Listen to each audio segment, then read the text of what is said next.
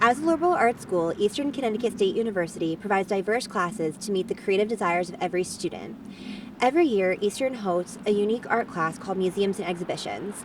I followed this class through their preparation of their fall exhibitions, Inked and Displaced, Perspectives from Within.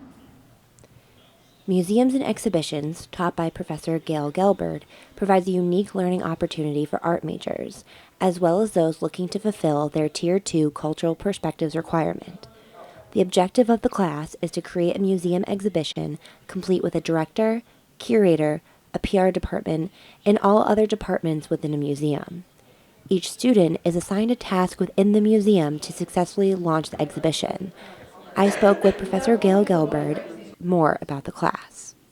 The work that you're going to be seeing is for a course called Museums and Exhibitions. It's actually a writing course for visual arts majors, but it's also a Tier 2 cultural perspective, so we have students from all different disciplines in the class. The concept behind the class is that a major part of what people do that are in the arts and humanities is careers in museums, and there's a broad range of careers in museums. So it's sort of like what the university likes to call liberal arts practically applied.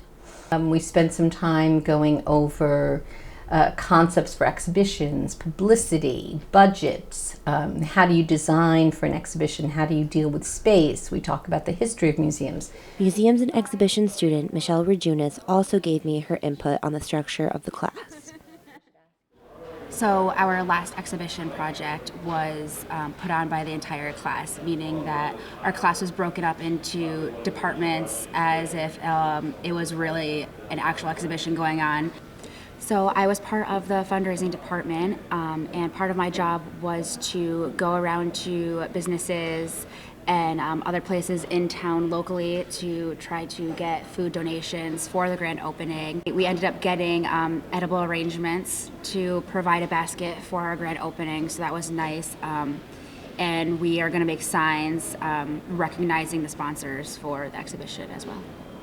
As we approach the end of the semester, the museums class begin to prepare for their fall exhibitions. The two exhibitions, Inked and Displaced, will be open during Eastern's finals week.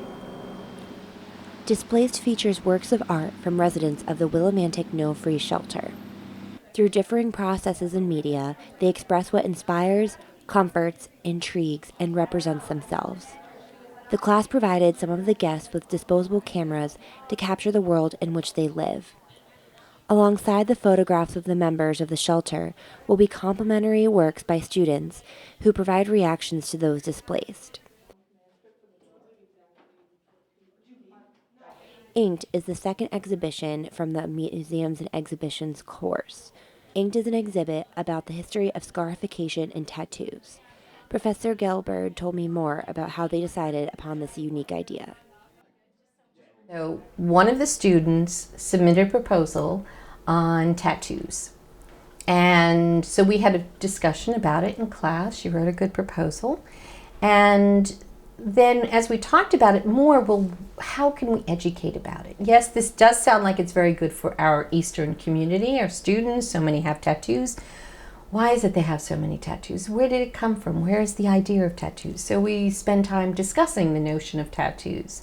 Students did research about it. So we decided that we would go all the way back to African scarification, which is where the origins of tattoos come.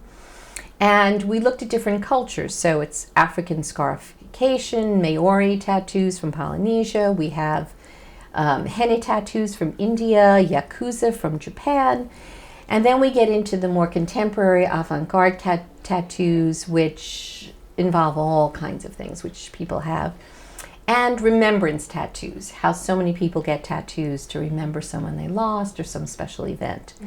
So that we show the whole trajectory of the history of tattoos and how, hopefully, what it makes people realize that when you decide to get a tattoo, it's not really maybe an act of rebellion against your parent or just something unique that you're doing, but you're connecting now to a whole history that spans across all different cultures, and you become part of that history when you go and get a tattoo.